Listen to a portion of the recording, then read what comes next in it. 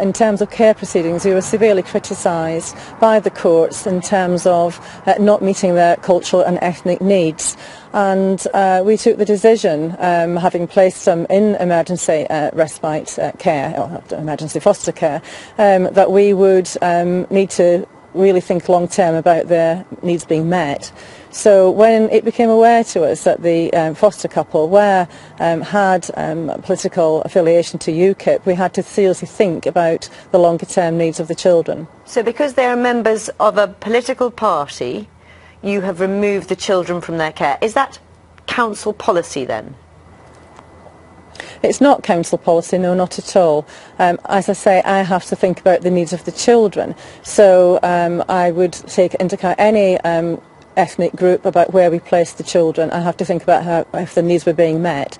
So in terms of the longer term needs of the children, this was an emergency placement. The couple were aware the children would be there for much longer, and we sought legal advice in the matter because it's a very serious issue. And so having sought legal advice and we had a discussion amongst ourselves, it was felt that we would bring the placement to an end in a planned way, I say, so it didn't happen. Okay, so just be clear, lawyers told you that because these parents were members of UKIP that the children shouldn't stay there? No, they didn't say that at all. What they did say was I needed to seriously consider the children's cultural and ethnic needs, and I had to weigh that into consideration about going forward. What was your reaction when you heard this story?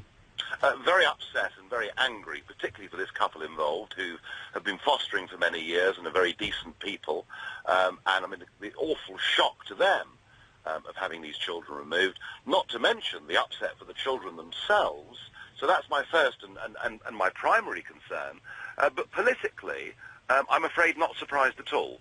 This is typical of the kind of bigotry, I'm afraid, that we get from the Labour Party and from Labour-controlled councils. We should stress here that it is interesting, is it not, that you're wanting to politicise it, and you have your reasons for doing so, but it is not the Labour Party that, as far as I understand it, that have made this decision. It is officials who've made this decision. Well, that is true, but it is a Labour-run council, and the point I'm making is that from Gordon Brown all the way through, we find from the Labour Party, from that side of the argument, incomprehension of the damage they've caused this country with their open-door policy, and their attempt to close down the debate is just to write anybody off that wants to discuss it as being racist.